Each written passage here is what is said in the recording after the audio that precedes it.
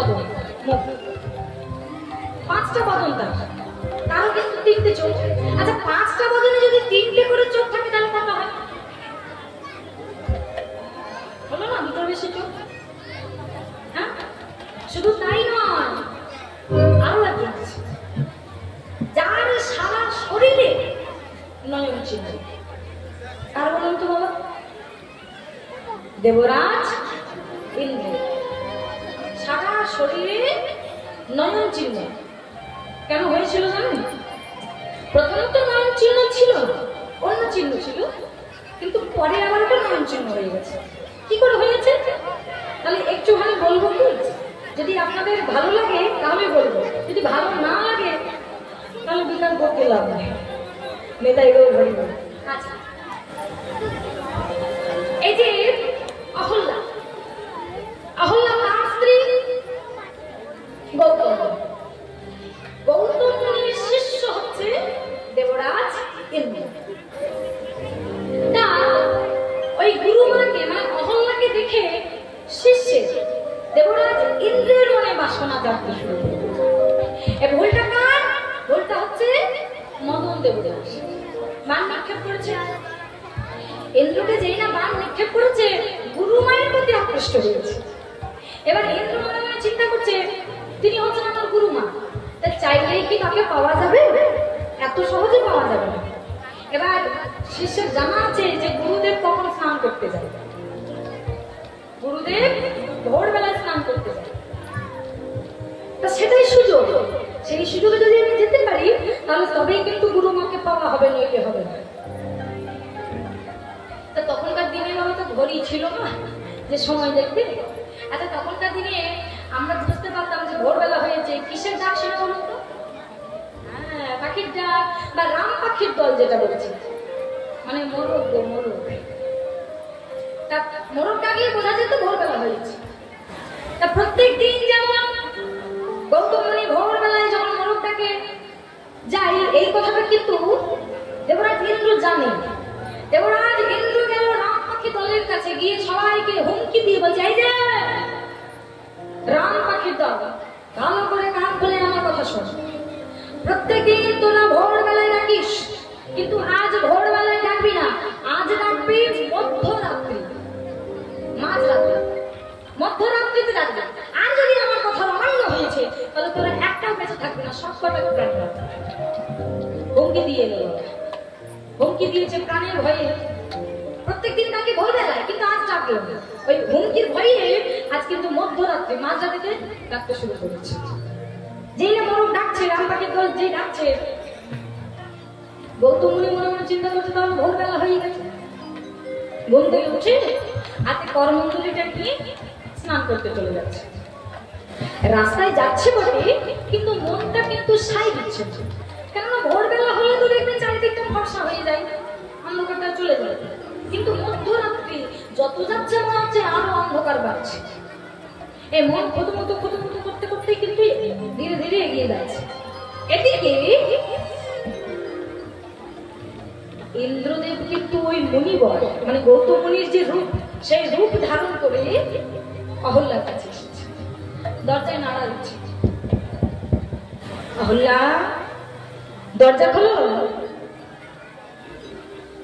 দরজা খুলে দেখলো স্বামী দাঁড়িয়ে আছে। আসলে স্বামী নয়, স্বামীর রূপ ধরে দাঁড়িয়ে আছে ইন্দ্র। কি ব্যাপার স্বামী, আপনি তো এই মাত্র স্নানে গেলেন, তাহলে স্নান না সেরে এত তাড়াতাড়ি ফিরে? আমি স্নান করতে গিয়েছিলাম, কিন্তু আমার বড় ইচ্ছে হলো যে তোমার কাছে আমি একটু সেবা গ্রহণ করবো, এই জন্য স্নান করতে যাইনি। তোমার কাছে সেবা নেব, তারপর স্নান করতে যাবো। তা তুমি কি আমায় সেবা দেবে? স্ত্রীকে বলছে স্বামী। আচ্ছা বলুন তো, স্ত্রীর কি কর্তব্য? স্ত্রীর কর্তব্য স্বামী সেবা, এটা স্ত্রীর ধর্ম। তা হঠাৎ করে এই কথা শুনে বলছি, স্বামী এ আপনি কি বলছেন? আমি আপনার স্ত্রী, আপনি আমার স্বামী, আপনার সেবা করবো, এটাই তো আমার পরম ধর্ম। আর আপনি কিনা আমার জিজ্ঞেস করছেন? স্বামী সেবা কিন্তু মন্ত্র দিয়ে হয় না বাবা, এটা অনুভবের বস্তু, মন্ত্র দিয়ে পুজো করতে হয়। হ্যাঁ, বলে কিনা সেবা দেবে কিনা জিজ্ঞেস করে, কেন দেবো না, আপনি আমার স্বামী। এই বলে স্বামী মনে করে ইন্দ্রের হাতটা ধরে ঘরের ভেতরে নিয়ে গিয়ে শয়নে দিয়েছে। শয়নে দিয়ে অহল্যা কিন্তু ইন্দ্রের পাশে বসে চরণ সেবা করছে, সেবা করছে। এদিকে আসল যেগুলো তুমি মনে মনে চিন্তা করছে, না আমি যে এতক্ষণ ধরে হাঁটছি, এই রাত্রি অন্ধকার অন্ধকার মনে হচ্ছে কেন, ভোরবেলা তো আলোকিত কেন হচ্ছে। আচ্ছা, আমি তো প্রত্যেকদিন ভোরবেলায় আসি, তা এমন তো হতে পারে যে মনের ভুল অনেক সময় হয়। দেখবেন একটা কাজ যদি আমরা প্রতিদিনই করি তাহলে দু একদিন মনের ভুল হয়ে যেতে পারে। তা হতেও তো পারে যে আমি হয়তো মনের ভুলে চলে এলাম, না আমি এক কাজ করে আমি ফিরে গেলাম, একটু পরে আসি। এই বলে মুনি কিন্তু আবার ফিরে এসেছে। ফিরে এসে দেখলো কি ঘরের দরজা খোলা আছে।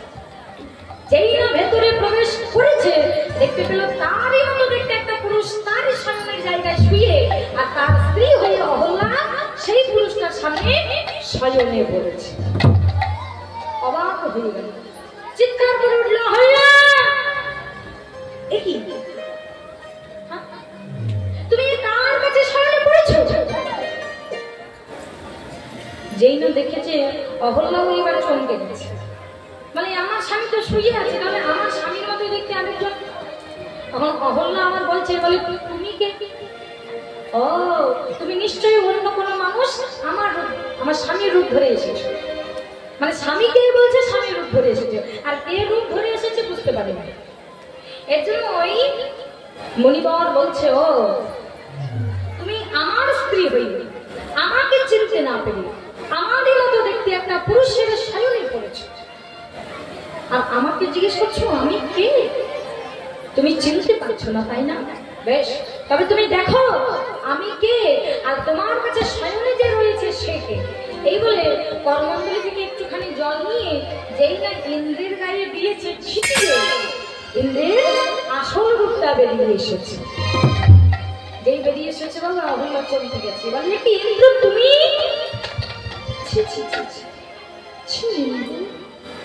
তুমি না আমার শিষ্য, আমি না তোমার গুরু মা,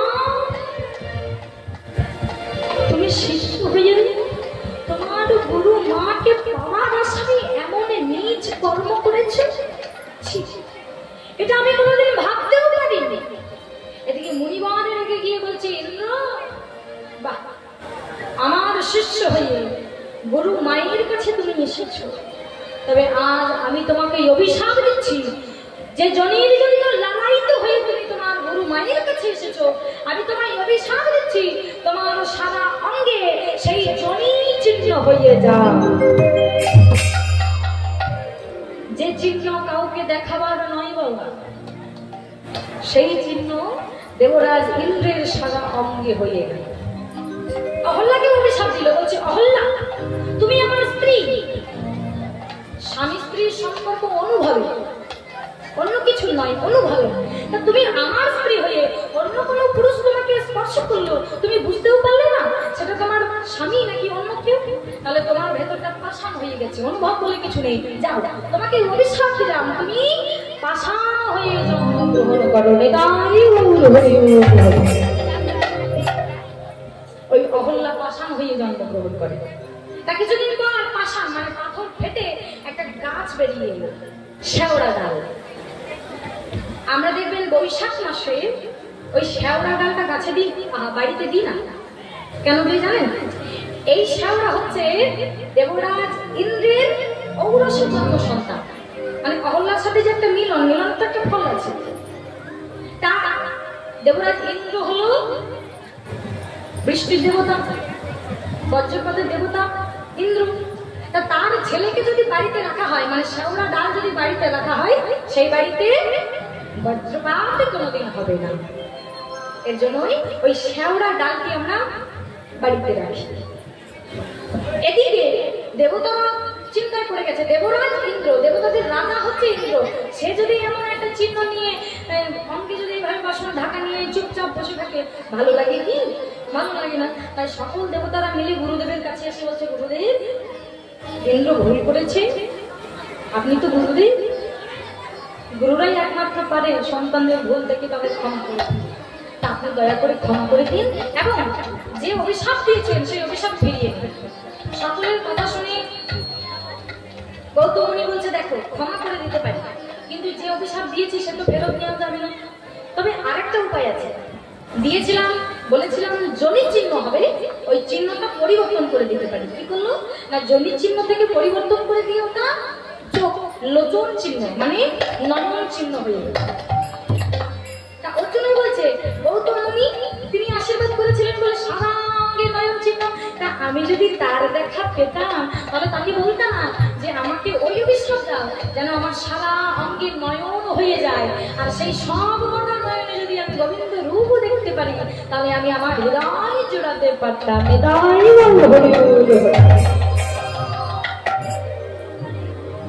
এটাই বলছে।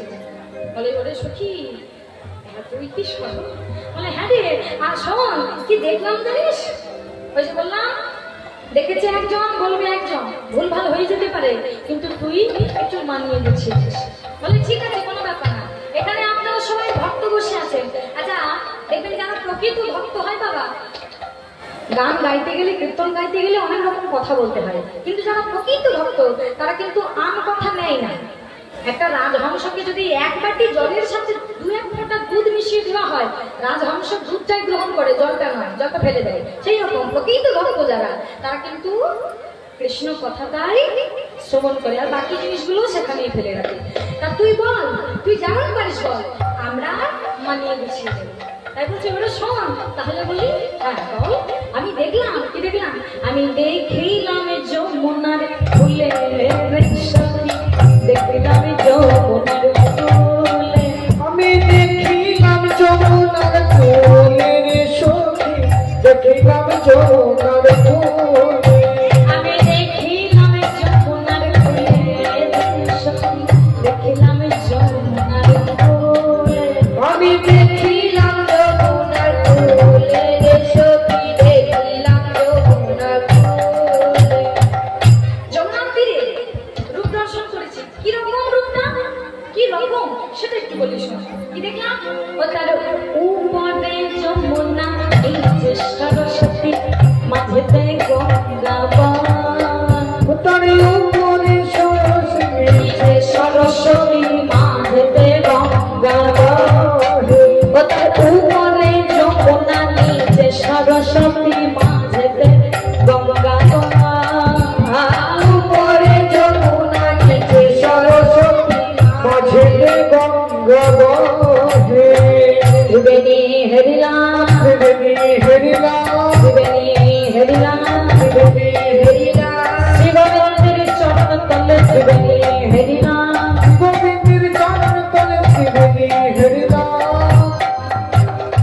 ত্রিবেণী, 3টি নদী দেখলাম। কিরকম?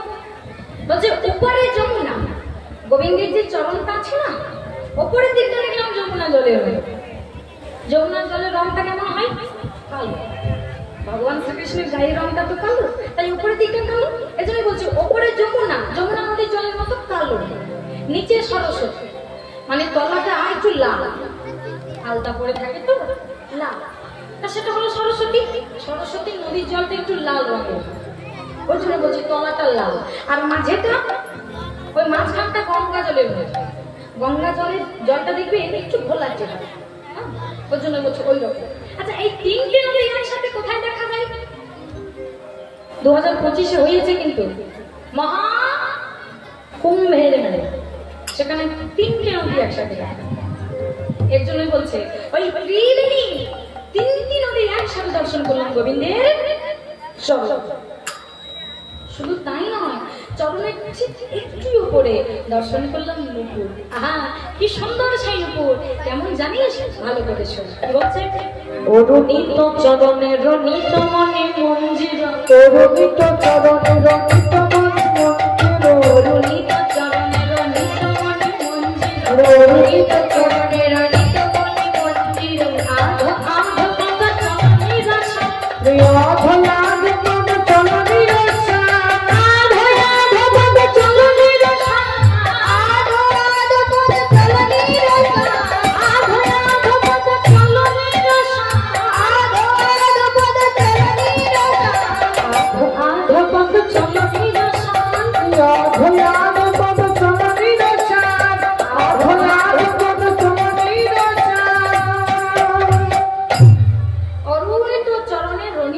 মঞ্জিল। এটা আমার কথা নয়, আপনারা সবাই জানেন ভগবান শ্রীকৃষ্ণের চরণে যে নুপুর থাকে, ভগবান শ্রীকৃষ্ণের চরণে যে নুপুর থাকে, ওই দুটি নুপুর কিন্তু একই রকম নয়, আলাদা। কিরকম বলছে, একটা নুপুর হচ্ছে গুরুদেব আর আরেকটা নুপুর হচ্ছে শিষ্য। কি করে হলো এটা একটু বলি। এই কথা জানতে গেলে একটু পিছিয়ে যেতে হবে। ত্রেতা যুগ, ত্রেতা যুগে যখন রাবণ মা সীতাকে হরণ করে নিয়ে চলে গেল, দাদা রামচন্দ্র এবং ভাই লক্ষণ দুজনে মিলে মা সীতাকে খুঁজে বেড়াচ্ছে, জঙ্গলে জঙ্গলে খুঁজে বেড়াচ্ছে। খুঁজতে খুঁজতে খুঁজতে খুঁজতে যখন ক্লান্ত হয়ে গেল, রামচন্দ্রের হাতে যে ধনুকটা ছিল, ওই ধনুকটা মাটিতে চাপা দিয়ে একটা পাথরের উপরে বসেছে, একটু স্বস্তি বোধ করছে। যেই না বসেছে, হঠাৎ করে দেখতে পেল, লক্ষণ দেখতে পাচ্ছে যে দাদার ওই যে ধনুকের তলা থেকে ঝরঝর ঝরঝর করে রক্ত ঝরছে।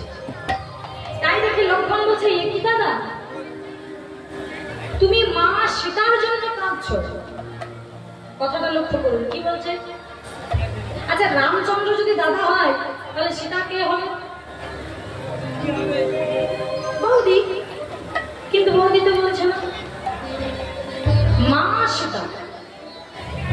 শাস্ত্রে বলছে জ্যেষ্ঠ ভ্রাতা পিতৃতুল্য, মানে বড় দাদা বাবার সমান। তাহলে বড় দাদা যদি বাবার সমান হয়, তাহলে দাদার বউ কার সমান? মায়ের সমান। এর জন্য লক্ষণ বৌদি বলে না, মা বলে, মা বলে বলছে, তুমি তো মা সীতার জন্য করছো, তাহলে তোমার ওই ধনুকের তলা থেকে এমন ঝরঝর করে রক্ত ঝরছে কেন? এই কথা শুনে রামচন্দ্র ধনুকটা খুলে দিচ্ছে, না ধনুকের তলাতে একটা ব্যাঙ চাপা পড়েছে। ব্যাঙ ব্যাঙ চাপা পড়েছে, আমরা পেয়েছি, ওই জন্য রক্ত ঝরছে। প্রভু একটু কষ্ট পেয়ে ব্যাঙটাকে হাতে তুলে বলছে, হ্যাঁ ব্যাঙের। এই জগতের মানুষ যখন বিপদে পড়ে, তখন তারা ভগবানকে স্মরণ করে। তুই যখন বিপদে পড়লি, তুই আমাকে ডাকে। কত সুন্দর উত্তর দিচ্ছে দেখুন ব্যাংকটা। প্রভু, জগতের মানুষ যখন বিপদে পড়ে, তখন তারা ভগবানকে স্মরণ করে, কিন্তু ভগবানের নিজেই যদি আঘাত করে, তাহলে আমি কাকে ডাকবো, কার স্মরণ নেব? এইখানেও জগতের জীবকে শিক্ষা দিল, কি বললো? মানুষ যখন বিপদে পড়ে তখনই ভগবানকে স্মরণ করে, মানে বিপদে না পড়লে স্মরণ করে। কি বাবা, মনে থাকে? দেখেছেন, এটা একটা নিয়ম।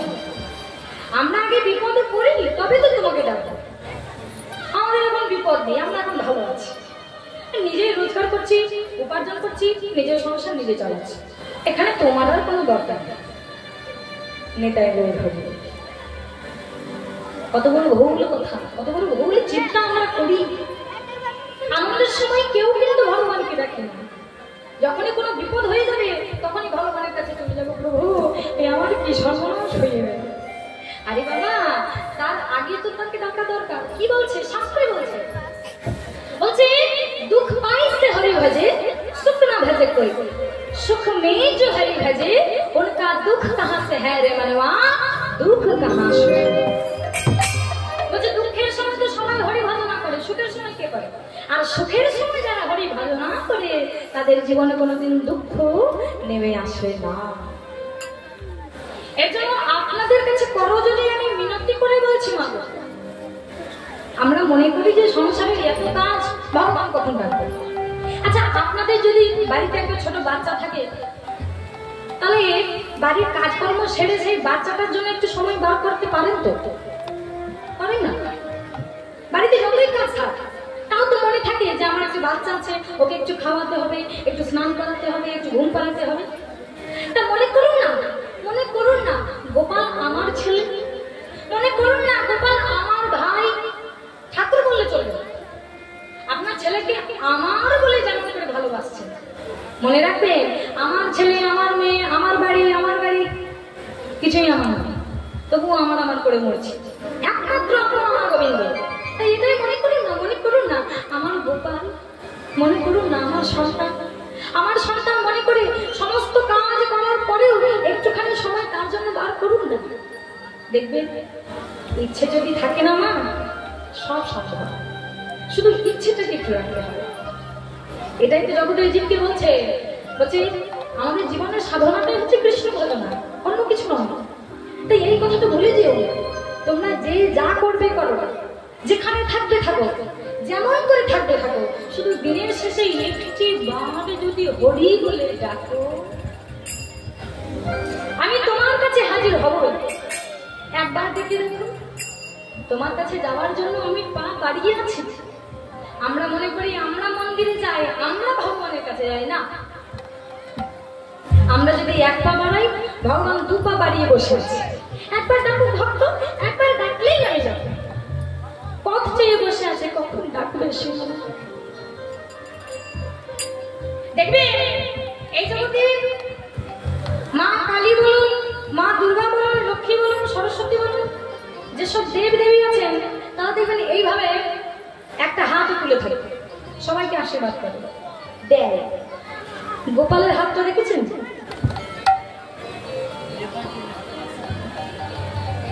চাইতে বসে আছে, সবসময় হাতটা এরকম থাকে। দেখবে ভক্ত দিলে তবে তো খাবে। ভক্তের কাছে চাইতে বসে আছে, আমায় একটু দাও, তোমার ওই ভক্তি ভালোবাসা আমায় একটু দাও। একবার লক্ষ্য করুন না, গোপাল আমার কত সুন্দর আমাদের কাছে চাইছে। আপনার পাশের বাড়ির ছেলেটা যদি আপনার কাছে কিছু চাই, না দিয়ে থাকতে পারবেন? দিতে ইচ্ছে করে না? তাহলে গোপাল তো চেয়ে বসে আছে, একটু দিন না ভালোবাসা, একটু ভক্তি, বেশি কিচ্ছু নয়। ভালো ভালো ফল মিষ্টি এসব লাগে না, একটু ভালোবাসা, এতেই প্রভু খুশি। তাই আজ আমরা সবাই মিলে সেই গোবিন্দকে বলছি, প্রভু আমাদের কাছেও নেই কিছু, ভালোবাসা ছাড়া, ভক্তি ছাড়া তোমাকে দেওয়ার মতো কিছু নেই। তাই তোমার করজোড়ে মিনতি করে এইটুকু আমরাও চাই, আমাকে শক্তি দিও, ক্ষমতা দিও, তোমাকে যেন আমি ভালোবাসতে পারি, তোমার নাম যেন আমি গাইতে পারি। কেন না আমার এই জীবনটা, আমার বলতে যা কিছু সবকিছু তোমার চরণে সমর্পণ করলাম। তাই গোবিন্দকে বলছে, হে গোবিন্দ শোনো শোনো, মেরা জীবন है तेरे हवाले,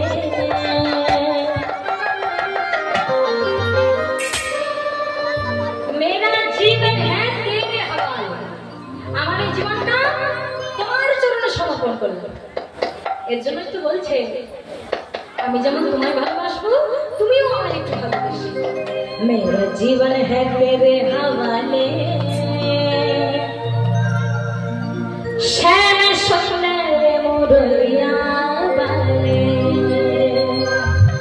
ओ मेरा जीवन है, ओ मेरा जीवन है, मेरा जीवन है तेरे हवाले, मेरा जीवन है तेरे हवाले, श्याम सुंदर मुरलिया वाले, मेरा जीवन है तेरे हवाले, श्याम सुंदर मुरलिया वाले, मेरा जीवन है तेरे हवाले, श्याम सुंदर मुरलिया वाले।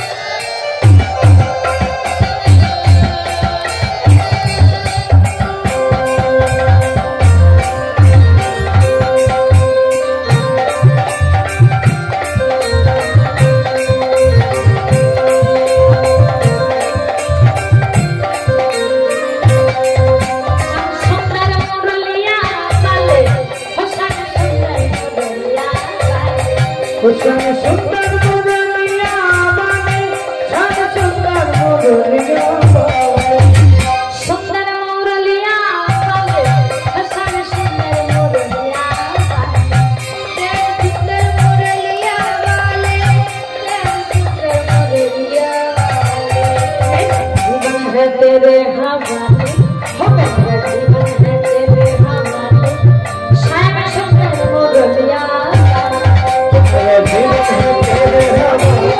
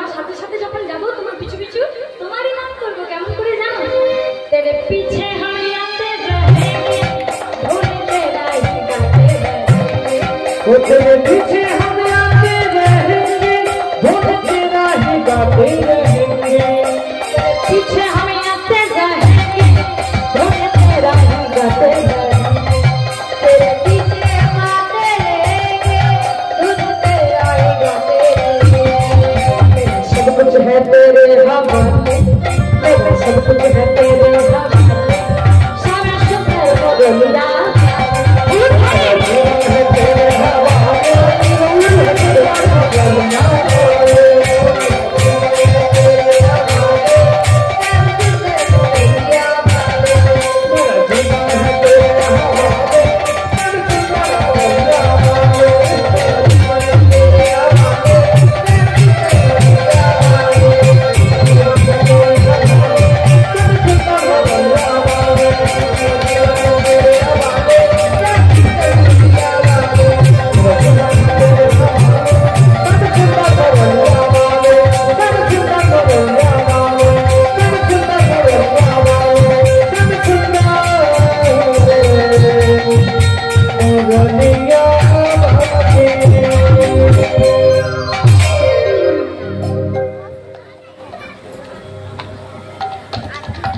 हरे कृष्ण बस এইটুকুই না সকালবেলা যখন ঘুম থেকে উঠবেন সারাদিনে যদি কাজকর্ম থাকে যদি না পারে বলতে হরি নাম তাহলে সকালবেলা যখন ঘুম থেকে উঠবেন তখন প্রথমে আমার হরিকে একবার ডেকে নেবেন সারাদিন কাজকর্ম করার পর আবার যখন ঘুমাতে যাবেন তখন একবার বেশ হয়ে গেল এইটুকুই চাই বিশেষ কিছু চাই না আসতে এদিকে রামচন্দ্র ওই ব্যাগটাকে দেখে বলছে ও আচ্ছা বেশ আমি তোকে আঘাত করেছি তো বড় ব্যথা লেগেছে না রে ঠিক আছে তার গায়ে হাত বুলিয়ে দিয়ে বলছে ওরে কি চাই তোর তুই যা চাইবি আমি তোকে তাই আশীর্বাদ করবো বল কি চাই ওই ব্যাগটা বলছে প্রভু আমার তো কিছু চাই না কেন আমার কিছু চাই না প্রভু তোমাকে যদি আশীর্বাদ দিতেই হয় তাহলে আমাকে নয় আমার গুরুদেবকে দেবে ব্যাঙেরও আমার গুরুদেব আছে নাকি প্রভু আমি তো ব্যাঙ নই আমি ব্যাঙ নই আমার নাম হচ্ছে করণ আমার গুরুদেব বিশ্বাবসু তার কাছে আমি অপরাধ করেছি তাই সে আমাকে অভিশাপ দিয়েছে তাই আমি ব্যাঙ হয়ে জন্মগ্রহণ করেছি তিনি যদি আমাকে অভিশাপটা না দিত তাহলে তো আমি ব্যাঙ হতাম না আর আমি যদি ব্যাঙ না হতাম তাহলে তোমার চরণ পেতাম না তাহলে তিনি অভিশাপ দিয়েছে বলে ব্যাঙ হয়েছি আর ব্যাঙ হয়েছি বলে তোমায় পেয়েছি তাই আশীর্বাদটা আমাকে নয় আমার গুরুদেবকে বাহ এইরকম শিষ্য যদি না হও তাহলে গুরু হয়ে কোনো কাজ নেই তাই বলছে বেশ তুই যখন বলছিস তখন আশীর্বাদটা শুধু তোর গুরুদেবকে নয় তোকেও দিলাম গুরুদেবকেও এবং তোকেও দিলাম কি না তোরা দুইজনে মানে গুরু শিষ্য দুইজনে নুপুর হয়ে আমার চরণে বিরাজমান করবে। তাই গুরু শিষ্য দুজনে মিলে নুপুর হয়ে গোবিন্দের শ্রী চরণে বিরাজমান করছেন। তাই বল হরি বল হরি বল হরি বল। আর কি দেখলাম জানিস সখী? কি দেখলাম? শোন, কাঞ্চন বঞ্চন বসন মনোরম, কাঞ্চন বঞ্চন বসন মনোরম, কাঞ্চন বঞ্চন বসন মনোরম, কাঞ্চন বঞ্চন বসন মনোরম, অলি কলো মিলি চলো লিত বনমা, অলি কলো লিত বনমা। কি দেখলাম? গোবিন্দের বনমালা, বলদের একটা বনমালা, যে সে বনমালা নয় গো। এই বনমালা উঠেছিল কখন? যখন সমুদ্র মন্থন হয়েছে। ঋষি দুর্বাসার অভিশাপে মা লক্ষ্মী যখন পাতালে প্রবেশ করে, ঋষি দুর্বাসা অভিশাপ দিয়েছিল যে স্বর্গে সবাই লক্ষ্মী ছাড়া হয়ে যাবে। তার অভিশাপে মা লক্ষ্মী পাতালে প্রবেশ করেছিল। তাই যেদিন উঠেছিল, মা লক্ষ্মী যেদিন উঠেছিল, সেই দিন সমুদ্র মন্থন হয়েছিল। উঠেছিল কি কি? উঠেছিল একটা হাতি, সাদা হাতি। আচ্ছা মা বলি, আমরা যে হাতি দেখি সেই হাতির কটা দাঁত থাকে গো? দুটো। কিন্তু যে সাদা হাতিটা উঠেছিল, চারটে দাঁত ছিল। যার নাম ঐরাবত। মা আমার জানে। উঠেছিল একটা ঘোড়া, উঠেছিল কামধেনু, উঠেছিল কল্পতরু, উঠেছিল শঙ্খ, উঠেছিল বনমালা, উঠেছিল অমৃত, তারপর শেষে গরম বিষ। তা ওই জন্য বলছি, ওই যে সমুদ্র মন্থনের সময় যে বনমালাটা উঠেছিল না, ওই বনমালাটাই দেখলাম আমি আমার গোবিন্দের। আমার তার ওই হাতের কথা কি বলবো, মনে হচ্ছে যেন হাতির সুর দুলছে। এত সুন্দর হাত, হাতির সুর যেমন দুলে বেড়ায়, ওই রকম মনে হচ্ছে হাতির সুর দুলছে। আমার দেখলাম, আরো দেখলাম কি, ভগবান শ্রীকৃষ্ণের পক্ষে হৃদয়ের একটা চরণ চিহ্ন দেখলাম। এই চরণ চিহ্নটা আজকের নয় গো, কোনদিন বৈকুণ্ঠে নারায়ণ যখন ঘুমিয়েছে, ইচ্ছে করে নয় গো, ঢং করে,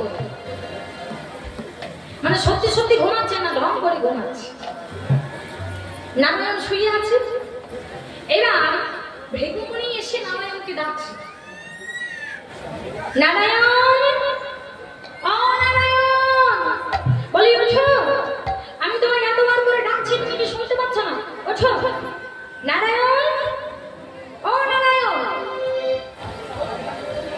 কেউ যদি ঘুমিয়ে থাকে, মানে সত্যি সত্যি কেউ যদি ঘুমিয়ে থাকে, দেখবেন একবার ডাকলে সে জেগে যায়, জেগে যায় না।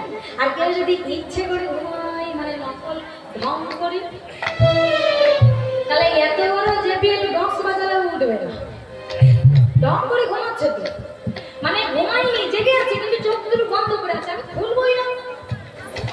ও নারায়ণ ঢং করে ঘুমাচ্ছে, চোখ খুলছে না, তুমি যত ডাকবে না। এবার ডাকতে ডাকতে মুনির একটু রাগ হলো, বারবার ডাকছে, উঠছেই না, উঠছেই না। রাগে ক্রোধে কি করেছে না, ওই ভৃগুমুনি নারায়ণ যে শুয়েছিল, রাগে কিন্তু বাবা তার বুকের মাঝে লাথি, যেই না বুকের মধ্যে লাথিটা মেরেছে, পাশ থেকে দেখতে পেয়েছে লক্ষ্মী, মা লক্ষ্মী দেখতে পেয়েছে। আচ্ছা মা, আপনারাই বলেন তো, আপনার সামনে আপনার স্বামীকে কেউ যদি মারে, আপনি ছেড়ে দেবেন?